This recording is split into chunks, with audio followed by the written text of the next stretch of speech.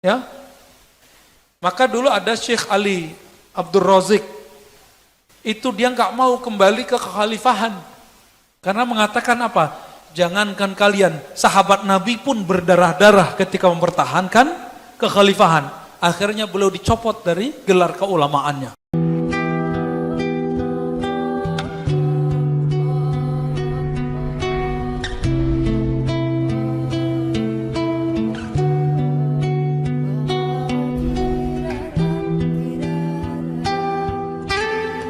Assalamualaikum warahmatullahi wabarakatuh. Alhamdulillah rabbil alamin. Hamdal hamidin, hamdal mustaghfirin, hamdal syakirin, hamdal dhakirin, hamdal sabirin. Nahmaduhu nasta'inuhu nastaghfiruh wa na'udzu billahi min shururi anfusina wa min sayyiati a'malina. May yahdihillahu fala mudilla lahu wa may yudlil fala hadiya lahu. Amma ba'd. Allahumma akhrijna min zulumatil wahmi wal jahli ilal ma'rifati wal ilmi, amin ya rabbal alamin. Bapak, Ibu, Saudara, ikhwan, akhwat fillah, temanya agak sensitif, khilafah ya. Ini yang genit Ustadz Alnof itu ya. Itu yang nyariin judul beliau tuh. Al-khilafah ya. Fi nazarati sunnah an-nabawiyah, kira-kira begitu. Khilafah menurut sunnah Nabi Sallallahu Alaihi Wasallam. Sebelum masuk ke sunnah, kita coba lihat di dalam Al-Quran. Karena hari ini khilafah itu dibahas oleh orang-orang pergerakan, baik pergerakan anak muda ataupun yang sudah tua. Baik gerakan-gerakan tradisional ataupun modern, semuanya menginginkan khilafah. Namun beda-beda penerjemahan. Khilafah Hizbut Tahrir sudah beda konsepnya dengan khilafah Ikhwanul Muslimin. Khilafah Jamaah Tabligh sudah beda konsepnya dengan HT, Hizbut Tahrir. Lalu khilafah yang mana yang kita bahas ini? Nah, kita coba lihat. Kita kembali ke sunnah Nabi, kita kembali ke Al-Quran. Kata khilafah itu dari kata khalafa, yakhlufu. Bisa khalafan atau khilafatan ya. Artinya adalah pergantian. Jadi khalifah berarti pengganti ya. Maka kalau disebut khalifah artinya orang yang menggantikan pemimpin sebelumnya.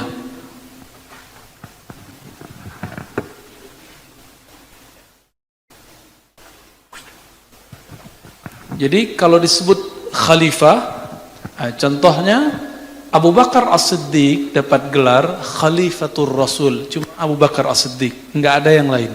Apa arti Khalifatur Rasul? Pengganti Rasulullah Sallallahu Alaihi Wasallam. Maka setelah beliau baru bergelar Amirul Mukminin. Amir, pemimpin mukminin, orang beriman. Jadi yang dapat gelar Khalifatul Rasul cuma Abu Bakar As-Siddiq. Tetapi Nabi SAW dalam beberapa hadis yang sahih, ada di Sunan Tirmizi, juga ada semaknanya dalam Sahih Bukhari, tapi yang kita pakai sekarang yang Sunan Tirmizi dan Musnad Ahmad. Imam Tirmizi mengatakan bahwa Nabi SAW bersabda, Al-khilafatu min ba'di salasuna sanah, summa yakunu mulkan. Kekhalifahan setelahku, maksudnya kekhalifahan yang mengikuti sunnahku. Ini yang disebut al-khilafah ala minhajin nubuwah. Khilafah sesuai dengan manhaj kenabian. Itu berapa tahun? Salasuna sanah, 30 tahun. Itu Nabi sudah kabari. Oleh karena itu, kita hitung dari zaman Abu Bakar sampai ke Khalifah Ali, dan jumlahnya emang 30 tahun ya. Jumlahnya 30 tahun.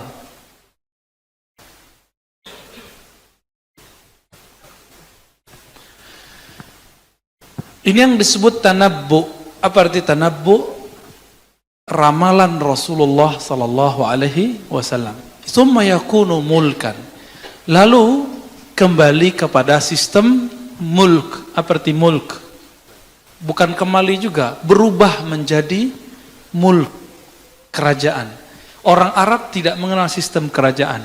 Sistem kerajaan diadopsi dari Romawi dan Persia. Berarti kerajaan itu tidaklah sebenar-benarnya disebut kekhalifahan. Maka Bapak Saudara makan Allah, ikhwan akhwat fillah, yang disebut kekhalifahan itu berhenti di Ali bin Abi Thalib. Jadi khilafah Bani Abbasiyah, kalau khilafah Bani Umayyah sebelumnya, dan khilafah Turki Utsmani itu bukanlah khilafah yang Nabi maksud.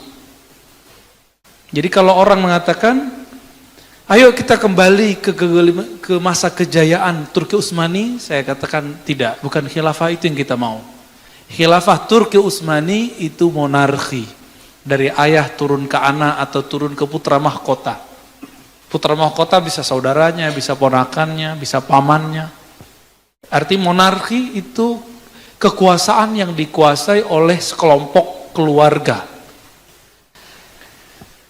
Jadi itu tidak Islami. Namun, apakah ada pemerintahan Islami?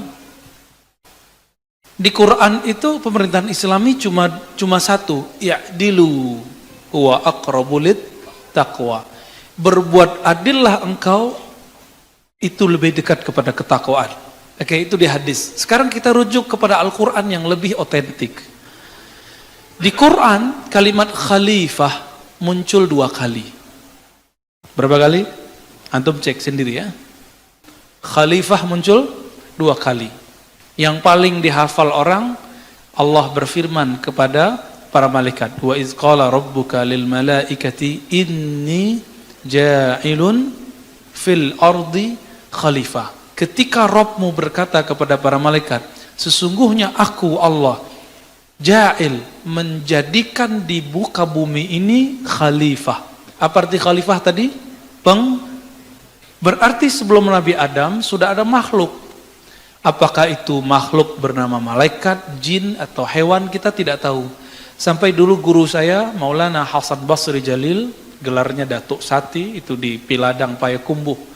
Itu canggih sekali cara berpikirnya. Kami belum berani ngomong begitu, beliau sudah ngomong, jangan-jangan ikan lebih tua daripada Adam. Wah, kita kaget juga.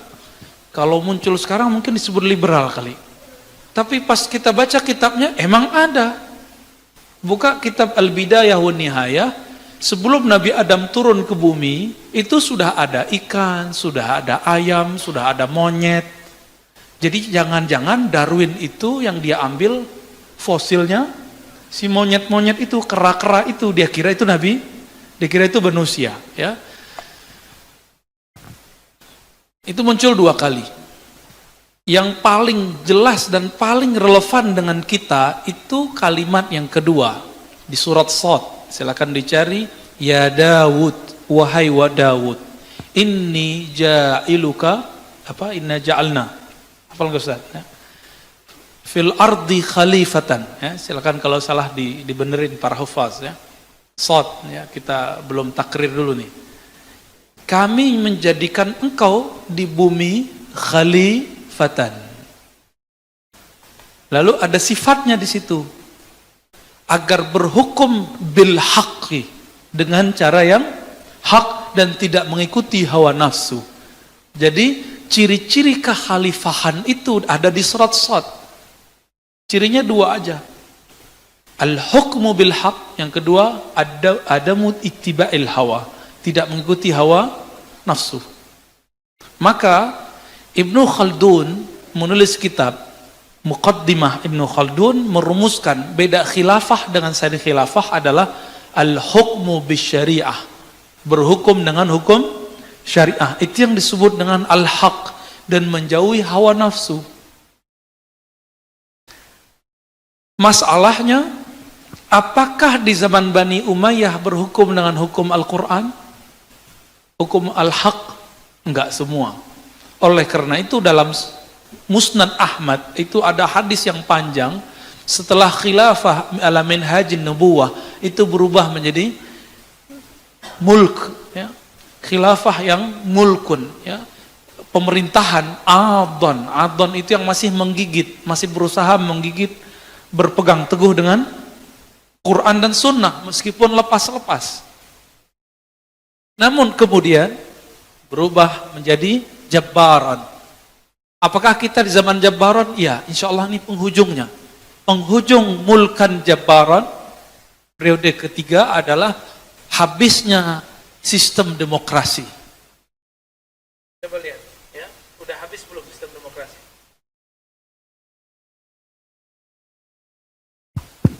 Ya, sistem demokrasi.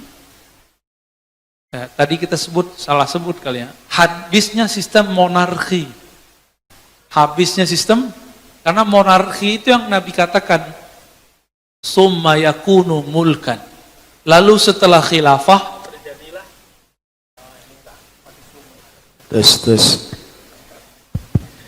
menjadi mulkan, monarki, kerajaan turun dari ayah ke anak atau dari raja ke putra mahkota.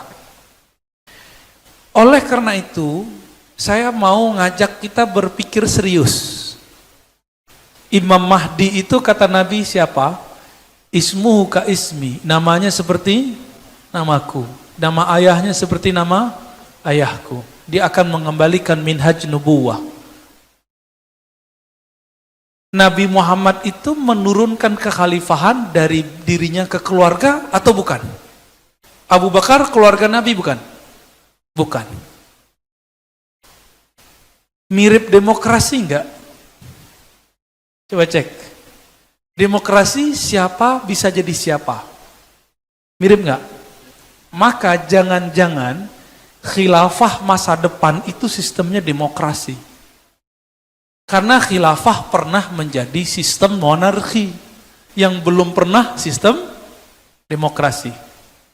Jadi, saudara yang melakukan Allah, kita selama ini mengira, oh demokrasi dari Yunani. Monarki juga dari Romawi. Sistem Turki Utsmani itu dari Romawi. Sistem yang ada di Bani Umayyah dan Abbasiyah itu sistem Yunani dan Persia. Diadopsi oleh pemerintahan-pemerintahan di zaman itu. Itu yang kita sebut khilafah. Maka tanda khilafah jabbaron itu akan berakhir. Jabbaron artinya apa?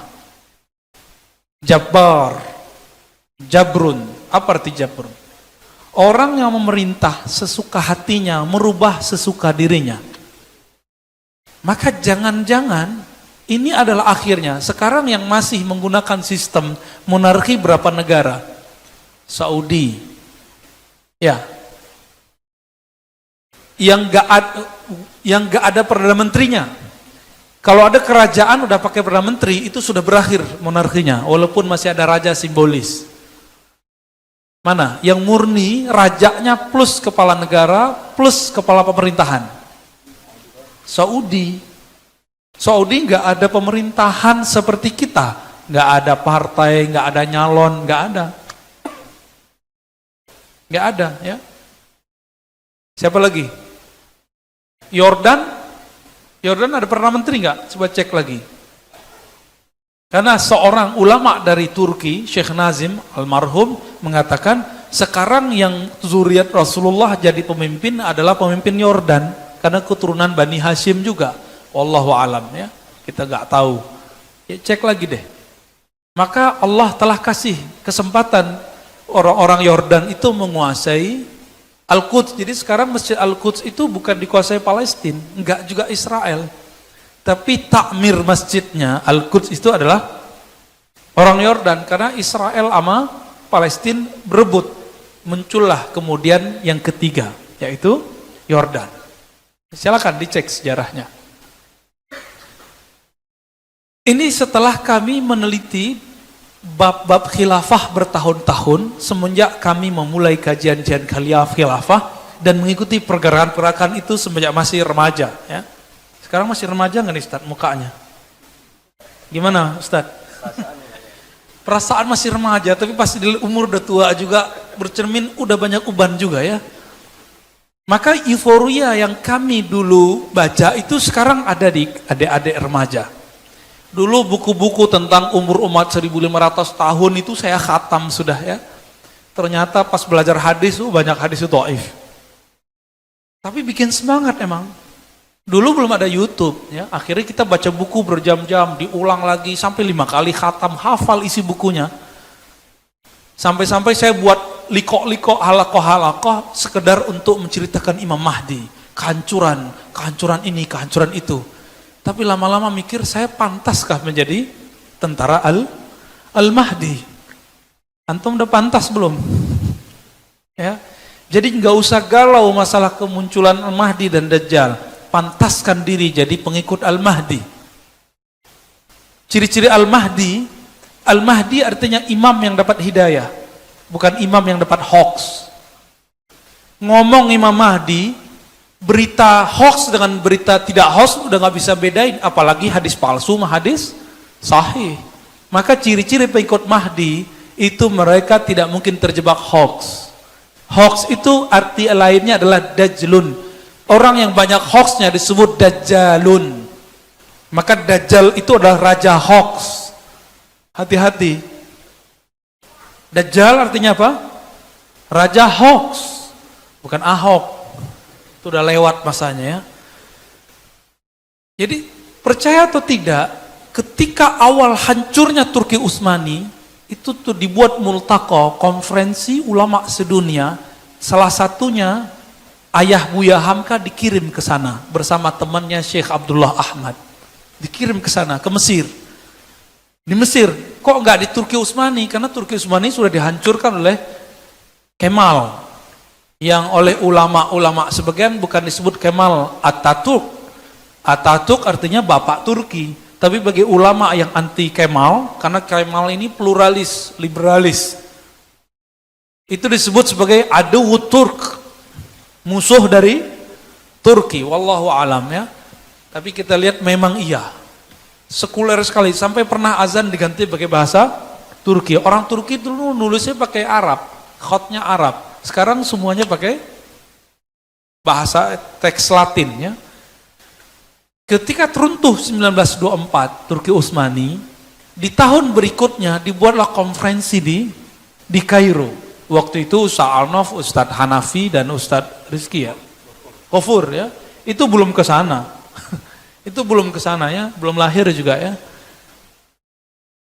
Muncullah Syekh Azhar menceritakan tentang konsepsi-konsepsi kewajiban harus bangun khilafah pakai mazhab fikih ABCD.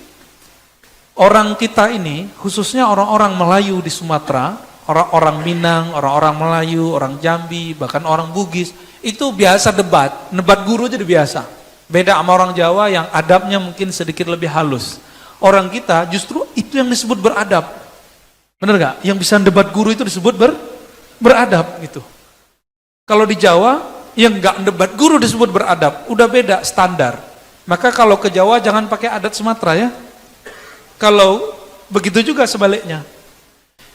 Syekh Abdul Karim Amrullah Walid Buya Hamka, orang tua Buya Hamka, langsung angkat tangan, afwan ya Syekh, ente dari tadi ceramain kita sudah tahu semua apa yang ente jelasin. Kaget semua orang Arab. Ulama-ulama Arab gak ada yang berani mengkritisi Syekh Al-Azhar lagi ngomong. Akhirnya apa kata beliau? Udahlah, gak usah bahas ikhtilaf fikih lagi. Sekarang langkah konkretnya apa? Mau bikin apa multaqo ini? Mau membiarkan khilafah tidak berdiri?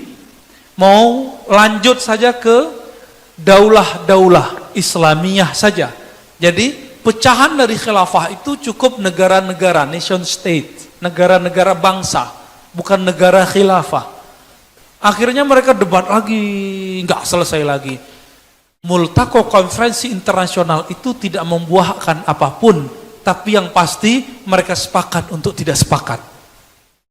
Sepakat untuk tidak sepakat bangun khilafah, ataupun mereka sedang bingung, kita mau buat khilafah kayak gimana?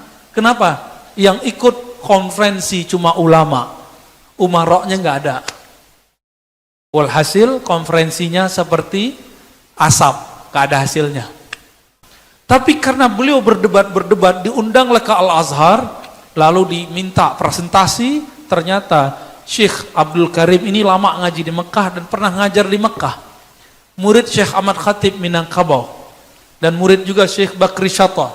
Walhasil fasih Arabnya luar biasa, karyanya juga bagus. Didaulatlah saat itu dikasih doktor honoris causa dari Al-Azhar, doktor pertama. Ketika beliau pulang, beliau tidak pernah menyuarakan ayo bangun khilafah seperti khilafah Turki Utsmani. Nggak bisa lagi sudah. Lalu gimana? Kita lanjutkan negara ini dengan negara yang Islami. Maka mereka berjuang. Anaknya Buya Syekh Abdul Karim yang namanya Hamka berjuang di Masyumi. Masyumi, sebelum Masyumi partai itu adalah tim musyawarah besar ya umat Islam sebelum ada Istiqlal Indonesia, sebelum ada Indonesia merdeka, itu sudah ada majelis tinggi disebut Masyumi juga. Namun setelah merdeka baru disebut partai Masyumi. Ketika Piagam Jakarta berapa orang muslimnya? 8 muslim, 1 non-muslim. Di situ ada anak dari Hadratus Syekh Hasyim Asy'ari. Ya. Di situ ada ulama-ulama besar.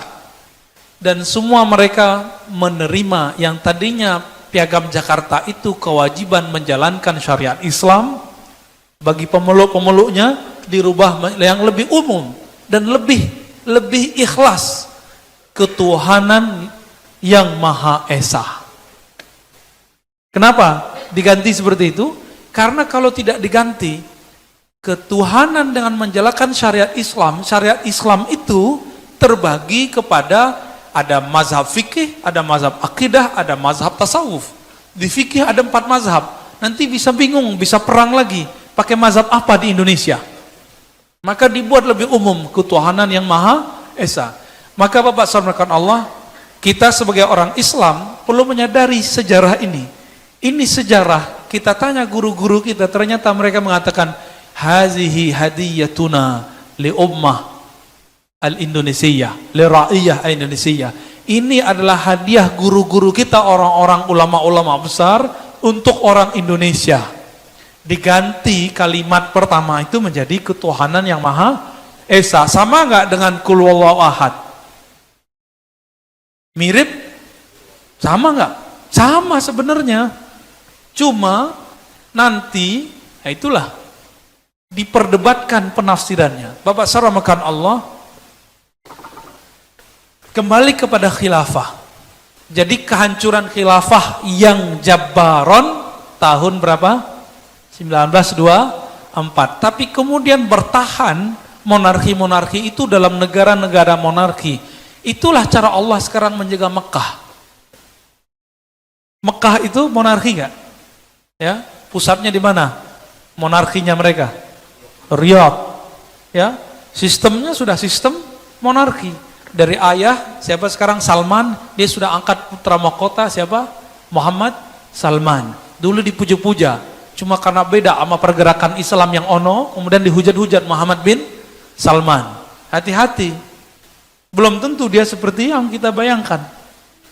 Jadi orang-orang yang kita puji hari ini belum tentu terpuji, orang-orang yang kita caci esok hari belum tentu mereka tercelah, belum tentu.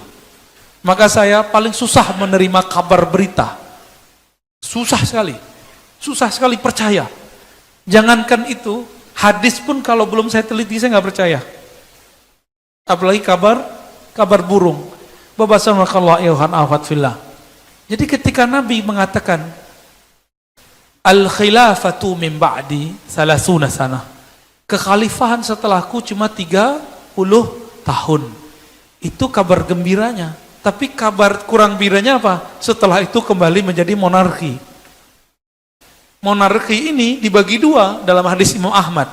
Monarki yang masih megang syariat, yang kedua monarki yang jabbaran otoriter. Dan zaman itu sekarang sudah mulai berkurang. Bapak Ibu yang makan Allah, meskipun saya tidak nyoblos presiden yang baru dilantik ini, karena saya nggak ada urusan sama dia, ya. Tapi saya kemana-mana ceramah gak pernah ditangkap. Artinya, siapapun presiden di Indonesia itu sudah gak otoriter amat. Maka Indonesia sudah siap untuk menyambut Imam Mahdi. Itu maksudnya. Tapi negeri-negeri yang masih monarki itu belum siap. Maka nanti ciri-ciri Imam Mahdi akan datang, negara-negara Islam di dunia akan hilang semua monarkinya. Kenapa? Nabi SAW mengatakan akan muncul khilafah ala minhajin nubuwah yang tidak monarki lagi. Tapi sayang sekali, ini kabar kurang sedapnya.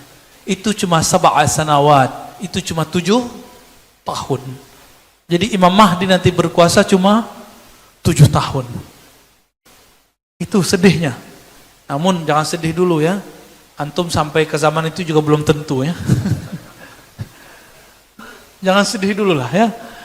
Dan hadis-hadis ini rata-rata hasan. Namun tidak ada hadis yang sahih yang menyebutkan bahwa tanggal berapa, tahun berapa.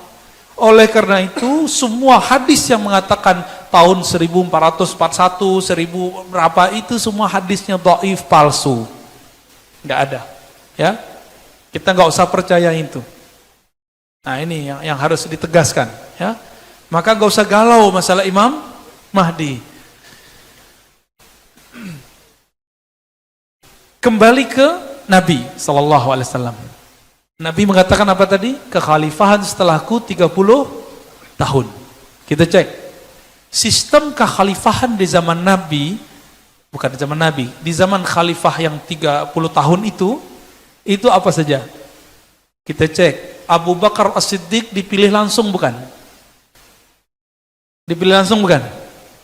Dipilih langsung, itu adalah demokrasi pertama dalam Islam. Lebih demokratis daripada Yunani.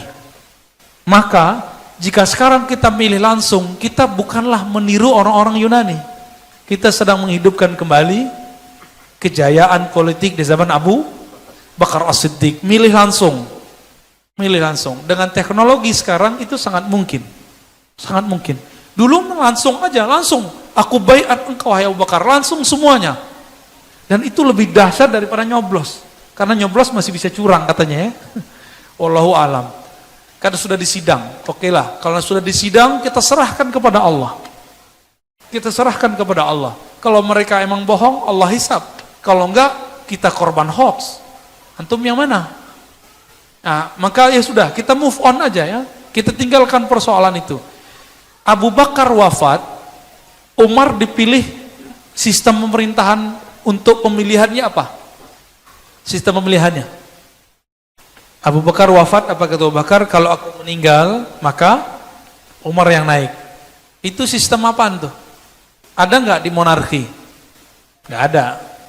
Ada nggak di demokrasi? Nggak ada. Ini namanya wasiat. Wasiat. Kalau monarki pakai putra mahkota, nggak pakai wasiat. Oke? Itu udah 2 sistem. Udah 2 sistem khilafah. Apakah mereka ahli bid'ah? Enggak. Nabi enggak pernah ajarkan dan ini amrun maftuh, ini perkara terbuka. Yang ketiga, Umar sebelum wafat beliau sudah kumpulkan orang-orang Arab sekitar Mekah Madinah yang kemudian dipilih perwakilannya. Ada perwakilannya Abdurrahman bin Auf, ada Talha, Zubair, ada Ali, ada Utsman. Ya, disebut dengan tim formatur atau ahlul hil wal aqd. Wal aqd atau al aqd Ustaz. Al aqd ya. Al-hil wal-aqd yang bisa nurunin sama mengakadkan ya. Kita sebut hari ini MPR. MPR itu mereka perwakilan masyarakat yang punya hak mengangkat dan menurunkan persis sama. Tapi ternyata sistem itu juga sudah pernah ada di Yunani. Pertanyaannya, apakah Umar adopsi? Kita nggak tahu. Umar adopsi atau tidak, kita nggak tahu. Setelah Umar wafat, maka orang-orang perwakilan ini mundur semua kecuali Ali dan Utsman. Abdurrahman bin Auf mundur, Talha mundur, Zubair mundur, mengatakan apa? Kami tidak berhak, kami masih muda. dibandingkan Anda, walaupun mereka sudah tua. Waktu itu Utsman umurnya 70 tahun, Ali masih muda. Ya. Hasilnya Ali pun kemudian menghormati yang tua. Siapa? Utsman, karena Utsman pernah menikahi 2 putri Nabi, sedangkan Ali hanya menikahi 1 putri Nabi. Jadi lebih mulia mana tuh? Wallahu alam. Nanti debat lagi ya. Akhirnya Utsman jadi khalifah. Inilah mulai fitnah pertama dalam Islam. Ketika Utsman memerintah, Utsman ini kan orangnya lembut dan banyak inovasi. Inovasi kita sebut bid'ah. Tapi bid'ah kan kita sudah bahas, tidak semua bid'ah itu sesat. Dia buat azan 2 kali, dia pugar masjid, dia kumpulkan Quran, disalinlah Quran. Para nabi tidak pernah melakukan itu. Tapi tidak ada yang berani mengatakan, "Hei Utsman, ente ahli bid'ah." Enggak ada yang berani. Enggak ada yang berani. Akhirnya Utsman mengirim anak Abu Bakar, Muhammad bin Abu Bakar, untuk menjadi gubernur di Mesir. Tapi di tengah perjalanan tiba-tiba ada penyusup. Utsman habis kehilangan stempel yang ada di cincinnya. Dibuat stempel baru. Stempel yang itu adalah stempel kenabian, dari Nabi turun ke Abu Bakar, ke Utsman. Utsman hilang, lalu dibuatlah stempel baru. Ketika Muhammad bin Abu Bakar di perjalanan bawa pasukan beberapa orang, tiba-tiba datang orang ini bawa stempel yang hilang itu. Jadi ada yang nyuri. Apa kata si orang ini? "Hei Muhammad bin Abu Bakar, kamu dibatalkan jadi gubernur. Pulanglah." Muhammad bin Abu Bakar terima, tapi pengikutnya tidak terima. Nah, kadang-kadang emang yang merusak imam itu pengikutnya. Yang merusak ustadz itu orang kiri kanan sampingnya. Kadang-kadang begitu. Coba aja antum lihat. Muhammad bin Abu Bakar dikompori, "Masa kamu sudah diangkat? Kamu kan anak khalifah pertama." Terus tiba-tiba diberhentikan. Ini Utsman gak bener ya. Akhirnya pasukan itu bawa kawan-kawannya ke Madinah. Rumah Utsman dikepung 40 hari 40 malam. Di hari ke-40 Utsman bermimpi ketemu Nabi, ingin menjemputnya. Diceritakan ke Abu Hurairah, dan ternyata kata Abu Hurairah, hari itu adalah hari wafatnya Utsman setelah ditusuk berkali-kali, dikeluarkan isi ususnya, dan Utsman masih bisa hidup, masih bisa baca Quran. Qurannya masih ada bercak darahnya. Itu Quran cuma disalin dulu 6 eksemplar, 6 buah. Sekarang Quran kita udah di mana-mana ya, bahkan ada di Android. Bapak saudara Allah, maka perpindahan Utsman ke Ali mirip dengan Umar ke Utsman, mati dulu, tapi matinya dibunuh. Umar dibunuh, Utsman dibunuh. Saya tanya, pembunuhan khalifah itu bagian dari ajaran khilafah enggak? Enggak kan? Enggak masuk. Itu enggak masuk. Jadi biar kita ganti khalifah, bunuh dulu dia, enggak masuk. Ya. Maka dulu ada Syekh Ali Abdul Razik. Itu dia enggak mau kembali ke kekhalifahan. Karena mengatakan apa?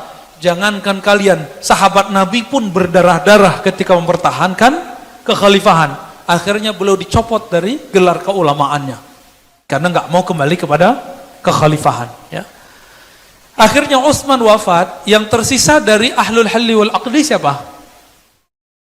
Ali bin Abi Thalib. Maka Talha Zubair yang merupakan pengikut Utsman langsung baiat. Tapi sedihnya, itu Utsman dibunuh kapan? Utsman dibunuh di musim haji bulan Zulhijjah. Musim haji bulan Zulhijjah. Bolehkah bunuh orang di musim haji? Musim haji itu disebut bulan haram. Maka pembunuh Utsman laknatullah alaih, Allah laknat dia. Ya, dalam kitab-kitab ditulis laknatullah alaih, ya. Saya jarang-jarang menggunakan kalimat ini, ya. Seram juga kalimat laknat itu, kalau merinding juga, ya. Telinga kita agak aneh rasanya dengar. Tapi begitu ulama-ulama menulis, Ibnu Katsir menulis laknatullah alaih. Akhirnya Talha Zubair mengejar kudanya supaya cepat sampai ke Mekah. Ternyata temannya Utsman dalam pemerintahan yang menjadi, kalau kita sekarang Dewan Pertimbangan Presidennya adalah Sayyidatuna Aisyah. Talha Zubair, Umar Utsman itu satu kelompok, satu fraksi. Dia kejar, ingin melaporkan bahwa Utsman sudah wafat dan sekarang yang naik adalah Ali bin Abi Thalib.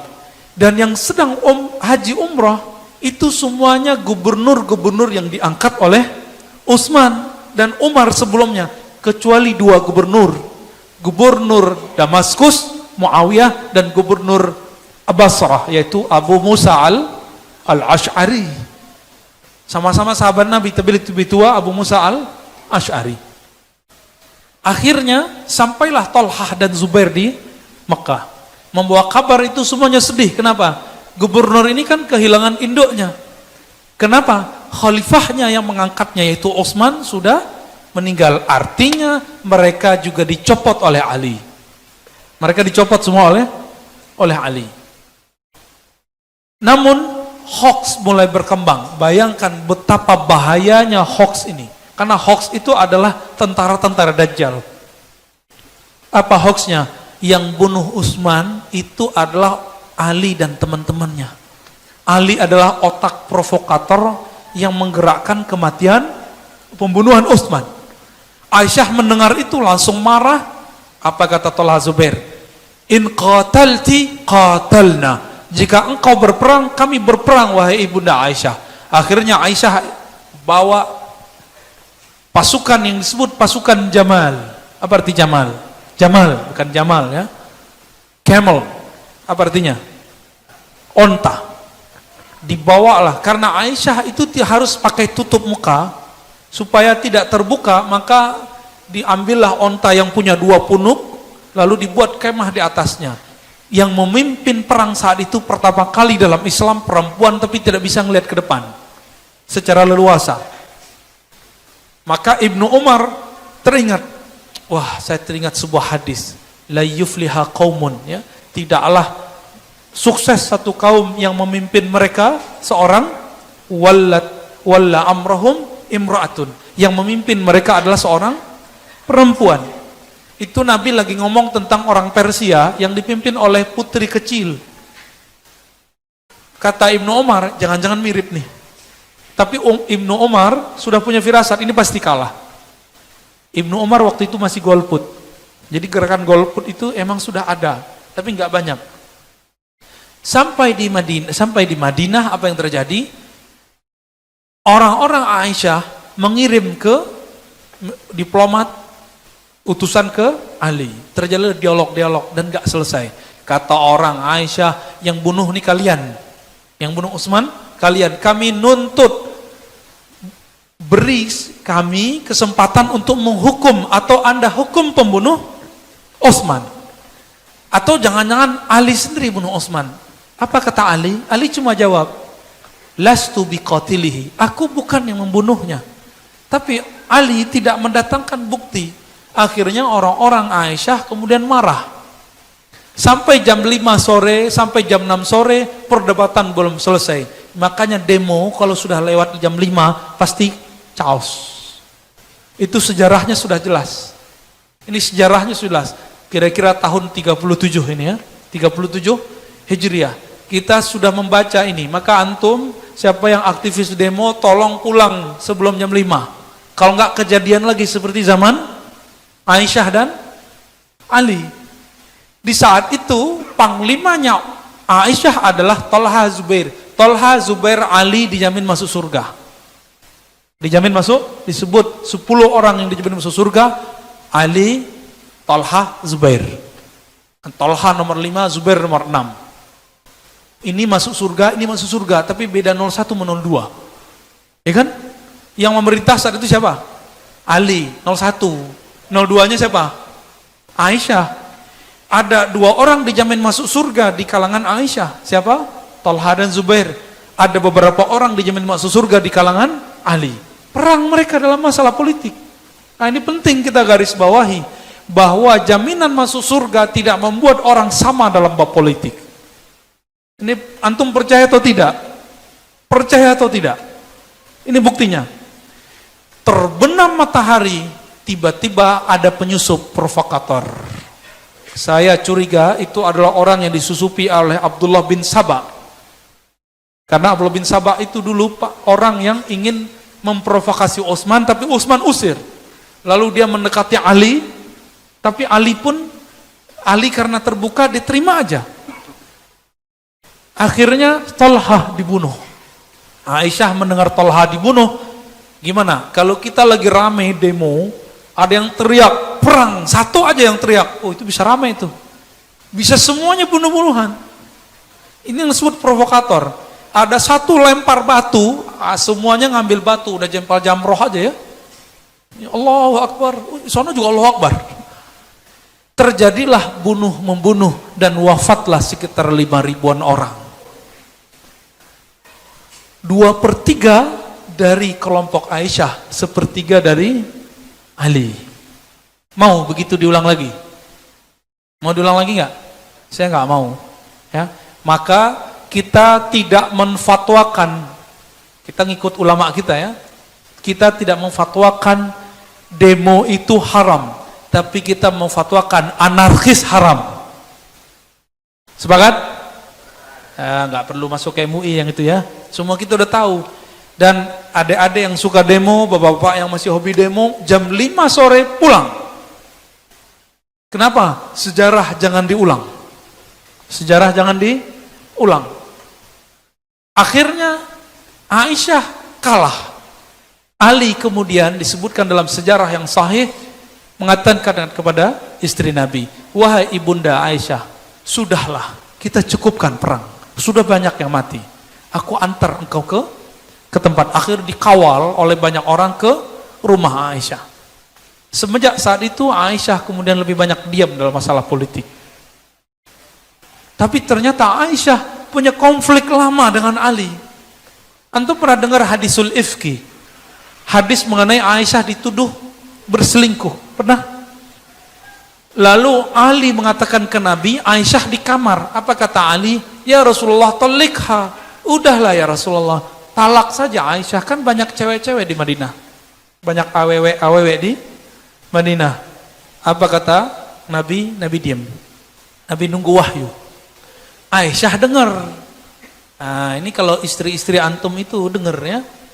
Ada tiba-tiba orang ngomong, tat, mas, itu talak aja istrimu. Istri antum dengar tuh orang yang ngomong, pasti dia benci sama orang itu. Atau minimal ada luka. Jadi Aisyah punya luka terhadap Ali. Tapi bukan kebencian iman, cuma keemosional sebagai seorang perempuan. Maka tidak benar orang Syiah mengatakan, man abghada aliyan fahuwa munafik. Siapa yang membenci Ali munafik. Itu benci karena Allah. Benci iman, bukan benci emosional yang itu, nggak masuk. Ya, saya pernah debat sama orang Syiah dalam bab ini. Insya Allah besok pagi kita bahas ya tentang Syiah. Maka kemudian selesai masalah itu, Ali berangkat ke Irak, pergi ke Siffin, di situ mau berperang dengan Muawiyah, orang yang setia kepada Utsman, yang masih percaya dengan kabar burung bahwa Ali lah pembunuh Utsman. Hoax lagi nggak? Jadi sahabat Nabi dijamin masuk surga aja kena hoax, apalagi yang muka-mukanya belum tentu masuk surga ini ya. Itu WA-nya isinya hoax ya. Sampai berkokok itu hoaxnya. Jadi mereka pun kena hoax. Apa kata Muawiyah? Ali pembunuh berdarah dingin. Apa kata Ali? Muawiyah pembelot. Udah nggak ketemu, peranglah mereka di Siffin. Akhirnya kalah Muawiyah, tapi Muawiyah nggak mau kalah. Dia angkatlah mushaf. Dia ingat bahwa Ali itu paling takut dengan simbol.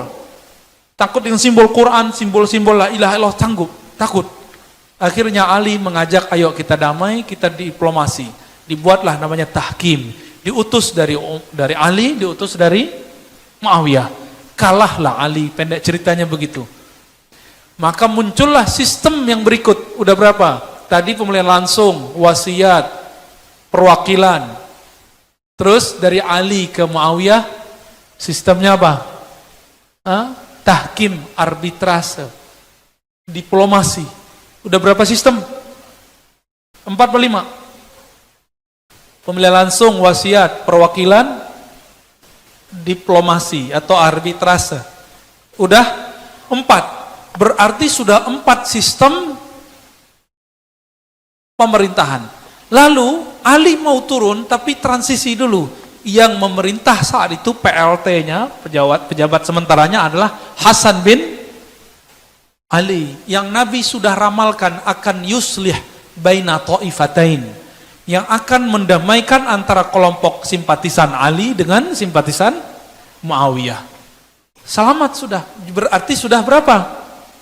Udah 5. Lalu Muawiyah naik, Muawiyah meninggal, dia angkat sebelumnya putra mahkota siapa? Yazid. Muncullah yang ke-6. Itulah yang disebut pas 40 tahun dari Ali itu berhenti. Pas 40 tahun. Maka Nabi kita mengatakan khilafah yang mengikuti khilafahku 30 tahun, lalu setelahnya kembali menjadi monarki. Sampai 1924 kemarin berhenti monarki. Maka sekarang adalah masa untuk menyongsong kehancuran masa-masa otoriter. Jadi kita siap-siap. Kita siap-siap. Namun jangan galau. Hidupkan sunnah Nabi, menjadi orang-orang yang mengkaji hadis bersanad, akidah bersanad, fikih bersanad. Insya Allah nanti kita pantas menjadi tentara-tentara Al-Mahdi. Tentara Al-Mahdi itu nggak mesti nanti menghancurkan negara Indonesia ini. Karena nanti, antum coba lihat, khilafah Turki Utsmani itu bukan berarti itu satu negara besar, enggak. Khilafah Turki Utsmani membawahi sekian kerajaan-kerajaan, ada ratusan kerajaan Islam, kecil-kecil, termasuk Samudra Pasai, Malaka, termasuk kerajaan Siak, kerajaan Pargaruyu, sampai ke Jawa sana. Semuanya mengatakan kan kami di bawah Turki Utsmani. Jadi nanti negara-negara kita ini kan sedang proses islamisasi. Gak usah khawatir, kita sudah nikah pakai ala Islam. Iya kan? Apalagi pergi haji, siapa yang jamin? Negara. Kalau di negara lain enggak, haji kita paling murah sedunia, Pak. Paham enggak? Jadi walaupun siapapun presidennya, haji kita paling murah sedunia. Paling murah. Di luar sana, haji itu mahal karena ngurusnya sendiri. Negara ini sudah mulai sangat islami. Maka saya sudah dikabarkan banyak guru-guru kita yang ahli kolbu dan ahli sejarah dan ahli hadis. Kata mereka, semoga, bahkan bukan semoga lagi, insya Allah kebangkitan Mahdi dimulai dari sini. Amin. Ya, tapi berat juga nanti ya. Tapi Imam Mahdinya belum tentu tinggal di sini. Imam Mahdi pertahanan terakhirnya di Haramain, di Madinah. Karena Madinah itu dijaga oleh malaikat-malaikat. Maksudnya apa? Supaya negeri ini dijaga oleh Allah, jadikan negeri ini beramal seperti amal ulama Madinah. Itu maksudnya. Hidupkan sunnah Nabi Sallallahu Alaihi. Sunnahnya bersanad, bukan sunnahnya berklaim. Ya, klaim doang, nggak ada. Harus buktikan sanadnya. Sehingga nanti kalau Imam Mahdi ditanya, mana bukti kamu ikut Imam Muslim, ikut Bukhari, kita tunjukin sanadnya. Baru betul ya, karena Imam Mahdi itu menggabungkan semua mazhab, semua manhaj, semua aliran ada di tangan beliau. Ada di tangan beliau, ya. Udah panjang sekali ceritanya nih. Saya sudah lama nggak cerita ini ya, saya pendam-pendam cerita ini ya. Dan khilafah yang akan nanti muncul, ini kabar gembiranya. Jadi mohon maaf, saya sedikit beda dengan kawan-kawan saya di luar sana. Bagi saya demokrasi itu adalah cara Allah untuk umat Islam menyongsong kemunculan Imam Mahdi. Karena kalau monarki nggak mungkin Imam Mahdi muncul. Kalau pakai monarki, Imam Mahdi nggak pernah diangkat menjadi putra mahkota. Tapi kalau pakai demokrasi, siapapun bisa jadi siapa. Imam Mahdi ini nanti popularitasnya akan berkembang. Baru kemudian khilafah ala minhajin nubuwah itu muncul.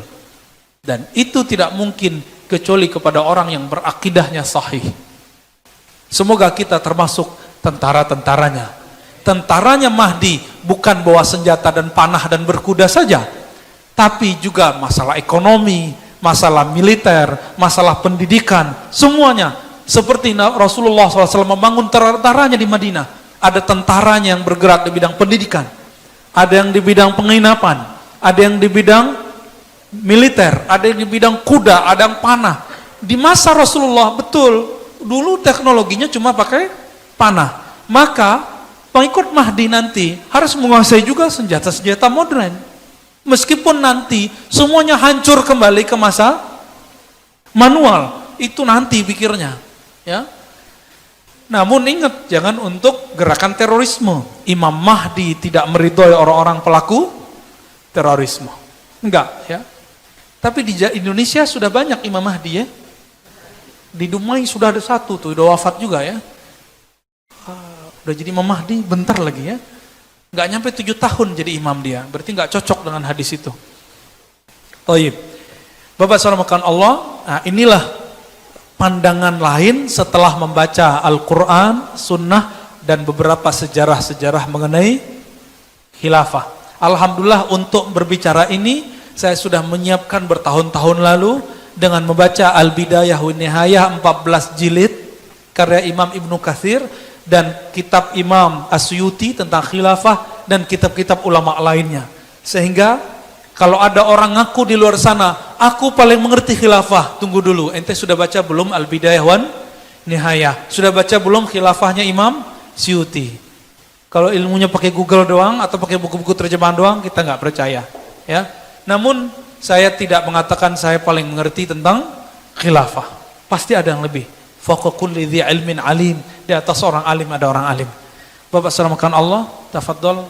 Kalau ada tanya jawab, silakan Ustaz Arnof bacakan.